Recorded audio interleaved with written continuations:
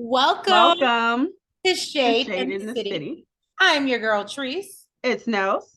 And today we are jumping into our review of Ready to Love, season 7. Season 7, episode 6. Don't get me lying about the title. Now, if you have not already, Shade Squad, welcome back. Please make sure that you've hit the like button.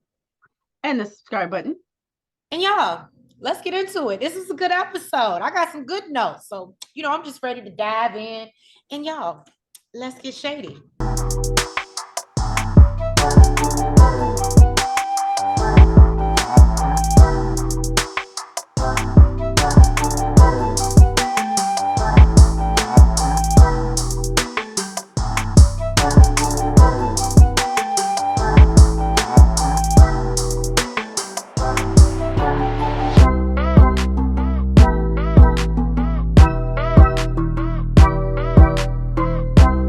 We are heading into the gentleman's lounge. Blake feels a little bit more prepared after being in the bottom for the third time, but feels, he's ready for whatever Tommy throws their way and is ready to take some notes. And you probably should because you've been in the bottom 3 times now. Yes. Now, Tommy challenges the men to focus, okay, on their most promising connections. The one that makes them move like Usher. Put your hands up, bend your knees, bounce around in a circle, get down with me. Come on, it's not hard to learn. Okay, I'm sorry, y'all. He tells them if they want love, honesty is the price of admission, and they need to go ask the ladies the hard questions. Go ahead, Nephew Tommy. So Mark Anthony, and yes, later in the episode is going to turn to MA, and you'll see why. Because I was like, look, I can't. Anyway, Mark Anthony feels like this will be easy for him because he's very direct and honest. Tommy also lets them know that he'll be putting together a group date or dinner later in the week to see where the couples are firsthand. He wants to confirm that what they're saying to him is real. It's about time, Tommy. I'm sorry. Because I feel like a lot of people do go up in these lounges and they straight up lie to you. I did like how he handled. Yeah. So Tony notices that Tommy didn't say anything about them having the power to eliminate one of the women this week and questions, what does that mean? Good observation, Tony. Right. Lyndon, Blake, and Anthony all met up at the Berry Farm with Cynthia, Mercedes, and Suanne. I'm not gonna lie. I'm sorry. I had a moment. I thought you said they met up in Berry Farms. I was gonna say, what? Sorry, that's a DC. They went in DC, girl. That's a DC thing. Is it still called Berry Farms? I don't think Berry Farms even existed. I'm about to say, with all this gentrification they doing, it's probably gone now. But apparently this is to do an obstacle course. I actually thought this date was kind of cute. I really liked it. No, it was super cute. I loved it. Now, Mercedes is worried about messing up her hair, while Cynthia, yes, she should be. Can I tell you, Mercedes, your hair looked good. It was like she looked like she had a silk press. I said, she probably did. Right after the braids, she got the thing pressed out. Yes, and her hair looked good and healthy. I said, go ahead, girl. Now, Cynthia is over here in competitive mode. Okay, apparently, she's doing all the shit talking to everybody. She like, who can get it? I love it. Y'all know we love Cynthia energy over here. Yes, we do. Then apparently everything went haywire. Nobody was following the rules. Water guns came out and they all turned into big kids. And that was super cute. Anthony says that his strongest connection is Cynthia and Mercedes. Cynthia is intentional and his connection with Mercedes is unreal. And she just brings something different. I said, all right, Anthony. And here we go again. I didn't see you cultivating this. We ever see Anthony and Mercedes connecting? Shade Squad? This is my point. This is why I couldn't say nothing about that final scene, because I think editing, they must have switched out editing. I don't know. I don't know what's going on. It seemed I hate to sound rash, but it seemed like it's getting worse season by season. Just saying. Basically, between the two ladies, he wants to figure out who's giving them more energy. So they go off to the side and play a private game of Connect 4. I love this. You are so cool. So she let him know that she likes him. And as a man, he has great qualities. I thought this was And cute. says the things that he needs from a woman intimidates her a bit because, you know, he's already got a lot of things going on and he probably needs somebody that can hit the ground running. And, you know, he needs someone who can like fit into his life. And she's the type that needs a learning curve. I actually thought about you in this moment. And he tells her, you know, she dismissing herself too soon. Like, baby, don't sell yourself short. Hey, I thought that was super cute. Yes. And she lets him know that she hasn't. Well, she let him know that she doesn't know if she has the things that he needs. And he tells her, look, we're gonna figure this out together. We can share those things together. Okay. Joanne and Lyndon, they have a private moment and discuss how he never hit her up. And now that he's hitting her up, she ain't hitting him back. Well, Lyndon says their convo was, you know, pretty surface level. And, you know, any day of the week, he'll get it popping, but there's no love there. He says that he'll hit her and hopefully she'll hit him back. and she says, And she says, I ain't gonna hold my breath like I did last time. Oh. Look, and then look, she goes, look, he looked away. She said, I mean, there's just nothing there between them. And again, we'll learn there's more stuff that we don't know. Apparently, a lot of people got opinions about Sue-Ann that we ain't seen her interact with.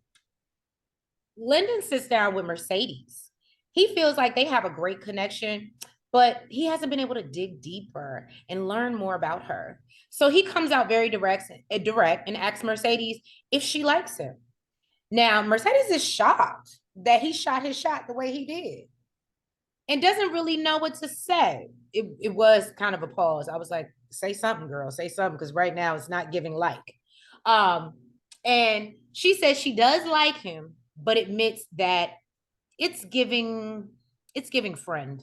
So Blake and Susu, they sit down and they have a little moment.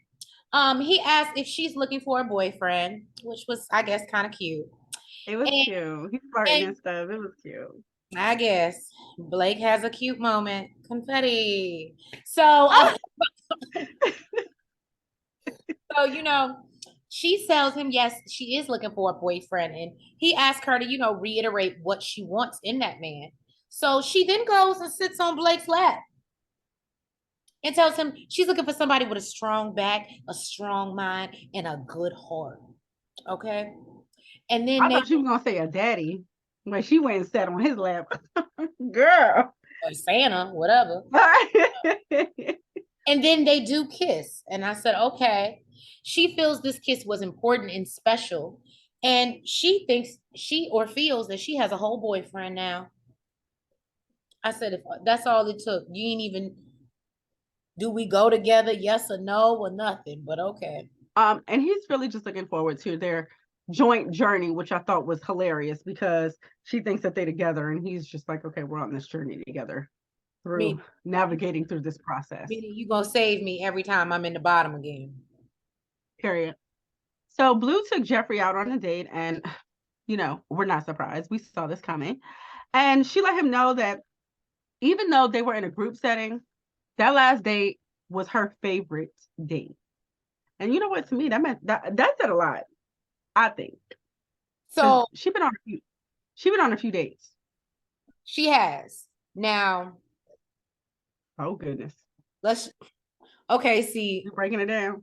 I was, but you messed up my thought because you're talking about she's been on so many dates, and that says a lot. But she's picking, it probably wasn't enjoyable. You faking like you domesticated and you not. So anyway, that's why it was probably enjoyable for you because you got to be yourself, your real genuine self, right? And not to have to put on a front. But anyway, horrible. Well, we need Jeffri's representative to. We need the real Jeffri to stand up. Well, it's not a representative when she with Blue, and she liked it.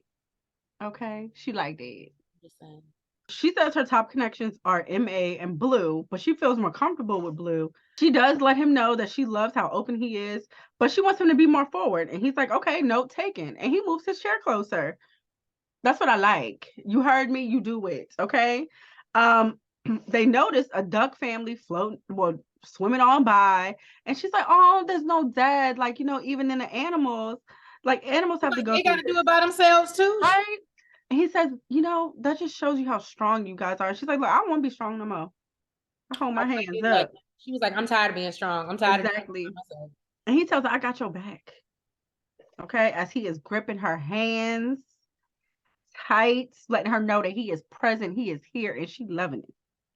So they both feel like their date went really well, and he says in the confessional that he's going to be more assertive, and he's coming to get her, but she better not fold up when he Right. gets there. I said, You "All better. right, Blue, you better let her know." Morgan and Lyndon sit down for a date. He shows up in his hoochie daddy shorts. Now, I'm not gonna lie to you. I was about to talk about what he wore to the date until I realized, oh, he's pulling a Randall. All right, and he just going I guess it's Miami. Hoochie daddy shorts is a thing. I'm glad it wasn't a thing when I was there. So he realizes after Mercedes friend zoned him that his only connection is Morgan. So Lyndon brings up Morgan's conversation on the beach and talks about how she said she had never been in love. So she says that, her longest relationship, he was a really great person, but he was, not a good partner, girl. But it's hard to fall in love when you don't trust someone. So Lyndon talks about how trust has been a huge issue in his relationships as well, because of his job, I'm assuming. And Morgan lets him know that he needs to find someone who's confident and strong-minded. And he tells her it sounds as if she's referring to herself. And she admits she might be low-key. So she feels that she's able to be transparent with Lyndon versus some of her other connections. Including Tony the Tiger. Right. And Lyndon is just I eating said, it up because he knows Tony is on Morgan. So the fact she says she can open up to him more made him feel super good. now Tony invited Marcia out for some smoothies. He says that he's going back between Marcia and Morgan. Marcia is emotionally in tune with herself, but she ain't as aggressive, trying to get that thing like Morgan is. Okay. He said, now she He said, says that she loves. I want you to grab it. He showed up dead. And I said, Tony couldn't have told me that. You He might have been like, not right now, not right now, not right now. say what? Girl, you'd have been excited that the cameras was there. Look, it made you a little bit more excited. Like, trying to hide it. Now, she says that she loves her dates with Tony because the vibe is there, but she wants to express to him that she wants to warm up and trust this connection. He does let her know that his connections are between her and Morgan's a lot more aggressive. And if you want something, you got to grab it, and tells Marcia, grab it. And that's what Tracy was talking about. And she says that she does want to be more intentional. She just has to feel safe. And he asked her, what makes you feel safe specifically with me? She says she doesn't feel pressure. He didn't objectify her. And his unapologeticness. And it made her feel comfortable to follow his lead. So MA has set up a group date with Tony as his wingman. He's invited out Jeffri and Jonique. Obviously, he wants to get to know a little bit more about Jonique, and we know he has a little connection with Jeffri. So Jonique is actually hoping to hear more about Mark Anthony and connect with Tony a little more. They talk about the process of dating multiple people at the same time and how it can be difficult. Jeffri says she's been very present in the process, and her issue has been overthinking. She talks about how she had a list of things before and that she didn't want to accept in a man, like somebody already having kids. But basically said it ended up with her raising her kids by her damn self. I can't imagine you having kids and you want a man that don't have kids. No, I think she was saying before she had kids, she had this list of, oh, I don't want, you get what I'm saying? And then the result of her having this list and not being open-minded ended up with her getting with a man, and now she's a single mom. Okay, I got you. MA really appreciated her vulnerability and says that's why he likes her. Jeffri says her connection with Mark Anthony makes it difficult to focus on any of her other connections. And maybe this is her guy, but I feel like Jeffri might be being stupid right now. Anyway, Jonique asked Tony the same question, and he says he came into this process looking for his wife. Now, Jonique says she loves alpha males and will put her, that, you know, a man that will put her and their family before anything else except God. I said, now, you know, you talking my language. She said, like, she was talking that shit because she said a lot of stuff. I was like, all right, Jonique. And look, Okay. didn't think about it twice. Especially for her to be one of the younger ones too. She talked that talk. Go ahead, Jonique. That she wants a man she can confide in and trust and know when he say, she said, basically, he ain't gonna switch up because he's solid. Yes. Okay. If we locked in, ain't no switching up. Okay. Tony was impressed by her directness and said his connections with Marcia and Morgan, he kind of wavering just a little bit. They done changed, they done switched up after he done sat down with Jonique. Asking her expectations of the process.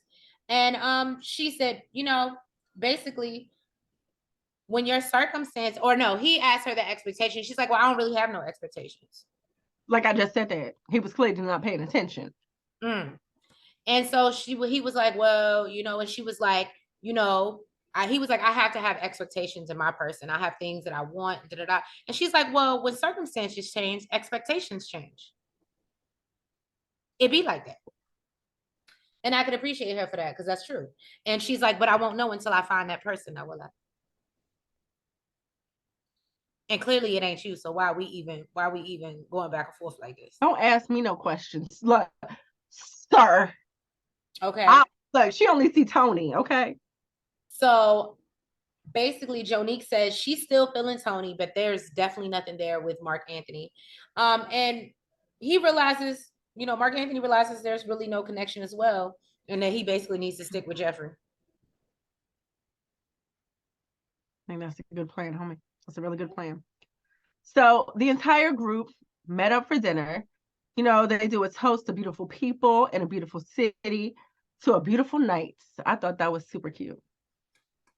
Morgan and Lyndon get a little private time. He said he really wasn't trying to basically swipe her up first, but they always just seem to lock eyes and connect whenever they walk into a room together. So basically that's what happened when they walked into the dinner. They saw each other and they stepped to the side and did a little one-on-one. And Tony is just like, whatever. Like, right. Tony's like, sir, you really think you got a chance with me in the mix? Good luck, homie. Suanne is off to the side talking to Anthony. She says she feeling triggered because she over here being transparent and he ain't. So she feeling some type of way. Now, Nephew Tommy showed up and said that he wanted to get them together for one big group date so he could lay his eyes on them and make sure they are checking a representative at the door. So he says that he heard from Dre. And Dre is over COVID. He has recovered. And how does everybody else feel about him coming back? Cynthia, with no hesitation, she's like, bring my baby back. I miss him. Now, everybody else is acting like they don't care. They ain't worried about it because they made their connections, let him get in where he fit in, but he ain't going to. You're lying. But of course, well, they told Jeffri was a little concerned because she was like, well, I have these two connections with Mark Anthony and Blue now. And now here comes Andre waltzing back in. And I'm like, I guess maybe they did have a connection up until they did in the very beginning. But I thought it kind of drifted off when Cynthia came. Cynthia walked in. I felt that same way, but maybe we're wrong. Which, I mean, you never know. So, right. You know, everybody's like, go ahead, make the phone call. Call them. So Nephew Tommy picks up the phone and calls him. We already know. Dre is already there. He walks through the door. Okay. He happy to be there. He happy, everybody happy to see him. Now, Tommy let them know that they're at the halfway mark of the process. So it's time to get serious. And two singles will be leaving the journey tonight. One man and one woman. That's why we said good observation, homie. Okay. He says he's going to give them an opportunity to tell the truth He wants to know the good and the bad. And he wants clarity on their connection. He said he's going to open up the floor and let the chips fall where they may. I said, Tommy. Now, I was like, look at Tommy getting messy. But I thought it was super smart. I thought it was a great idea. I loved it. I agree. They need to do this more often. Now, Dre was the first one to speak up. He starts off by saying he wasn't here, but he's still connected with most of the people, and says he was a little bit disappointed with one of the people here, and that's Mercedes. Okay. He felt like she never reached out while he was away. And he says that he never felt support from her, but basically she was being who she is, and he ain't gonna hold it against her. Now, I know you felt some type of way, Tracy. You got something to say about this? I just felt like, where did this connection come from that you felt like she really needed to come? Like, I don't know. Again, it may be an editing situation, but I just felt like he was kind of hard on Mercedes. If you're just saying, did she check up on you as just a normal individual or like a friend? And because she didn't reach out, so you feel like that's messed up because she didn't say, hey, are you okay? I guess, but unless there's a romantic connection that we didn't get to see, which we're learning, there's a lot of stuff we're not seeing. Exactly. So I'm not going to say that it's not. We can't hold it against them because they're right. I'm not going to hold it against them, but it just seemed like he was giving a lot of energy for what comes off to us as viewers is like, can we even say friend? I don't even remember him and Mercedes even like talking, like engaging like that. But once again, so I was with Mercedes. Anthony came out of left field, so we don't even know. I'm not receiving that. You can feel the way you feel, but I'm not receiving that shit. Well, in the confessional, she said that she thought that was a very big statement. And since he left the process, she focused on Mark Anthony and Anthony. Right. Now, she tells him that if that was an expectation of his, then she did miss the mark, but it's definitely not a character thing. Right. Marcia stated to Mark Anthony that she's able to connect like naturally with him outside of the process, but during the process, the vibe just isn't really the same. And she says that she's expressed that to him. Jeffri doesn't have a connection with Anthony. Cynthia says Anthony is amazing. Okay. He's very intentional and he's here for love. Mark Anthony is young and she doesn't know if he's ready for love. Jonique says she ain't got no type of spark. Jonique said that too. Jonique says she ain't got no type of spark with Mark Anthony. And Sue doesn't know where his long-term journey is. And feels like, he's kind of like still learning himself and don't really feel like, how you gonna learn yourself while being in a relationship with me? Like, sir, like figure yourself out first. Oh. And he agrees. He feels like they're just incompatible. Like, but look, you're not picking up what I'm putting down because I ain't put it down for you. That's what I got. That's what I got from what he said. Okay, I'm just saying.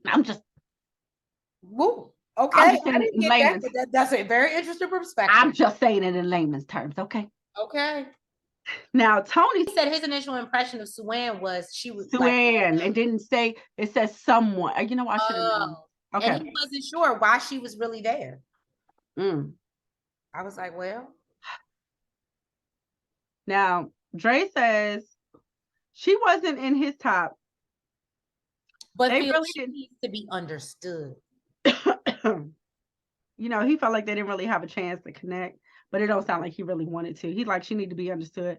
I ain't willing to understand her, so move it along. Right. Now, Blake says that Suanne is a wonderful person and has a lot to offer, and says that he knows Jonique wants children because she doesn't have any yet, and he knew that he wasn't ever going to be able to provide that for her. Jonique is over on the side like, I did not see any need to address this man at all. He's a weirdo to me, and just keep it moving. Everybody keeps talking. I mean, don't get me wrong.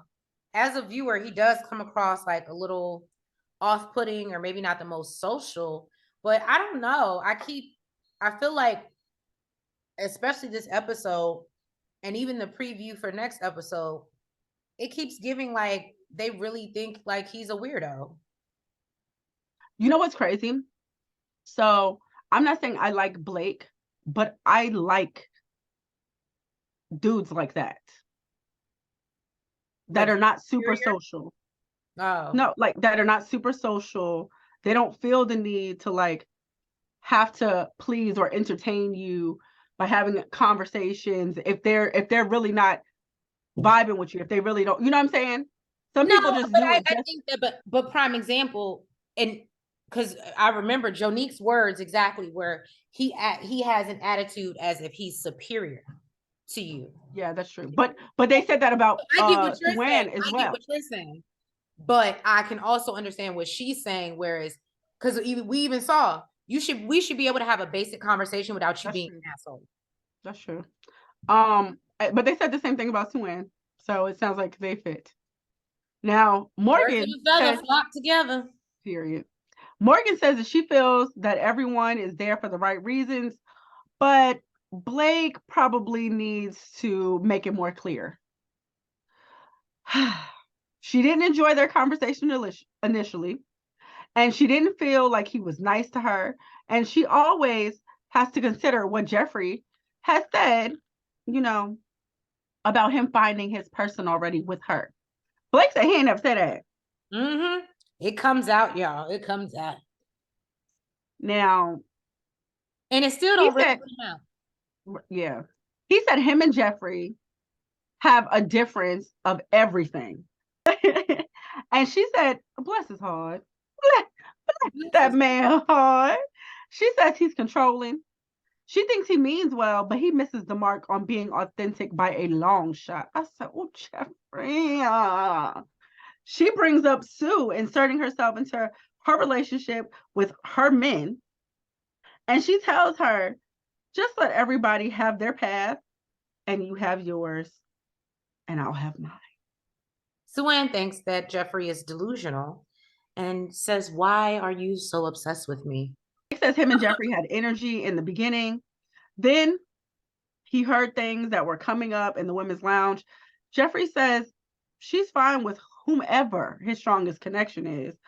But he lost her when he said that I don't like telling the ladies things just to go along in the process. And she felt like he was living a double life. He says that never happened. She's like, boo, you too old to be lying out here. Blake says, just stop talking about me. And Sue says, can you stop talking about me as well? Jeffri was like, advocate Sue. Like, move along, please. I just felt like Sue really just tried to have something to say. And I just felt like Jeffri just kept on playing her like at every turn. And Sue was just like, don't call my name. And Jeffri was like, next. Like she was playing her like she was like nobody. Like, thank you. Next. But see, if she was nobody, see, now I have to, I mean, I get it. It came up. Morgan brought it up, which clearly they wanted it to be discussed. So whether it be Marcia or Morgan, production said, we gonna talk this out. We're gonna figure this out. We're gonna talk about it. However, I feel like in this moment, I do like Jeffri, but I feel like what is the lions don't address sheep. Like, why if I know that you're full of shit, and I mean, unless you're a petty lion, not even gonna entertain you could be a petty your name up. I'm not gonna give you a moment. You could be a petty lion. I guess, but who wants to be a petty lion? Like some people will stoop to that level just because it's entertaining, and I was entertained. You're funny. Well, nobody gets sent home. They end the episode straight like that. But yeah, so I guess we will find out which man and which woman are going home next week. But Shade Squad, if you have not already, please make sure that you have hit the like button. You comment. You subscribe. And you hit the notification bell. Why are you looking at me like that? Because I'm waiting. I said it as soon as you said it. Okay, maybe there's a delay because I'm sitting. Right? No, I'm like, hold up. And please make sure that you're following us on all platforms, the Facebook, the TikTok, the Twitter, the IG. And yes, guys, we will catch you next week for another review of what is it? Ready to Love, season 7. Have a good night. I was waiting for you at the door. Bye. Good night, y'all.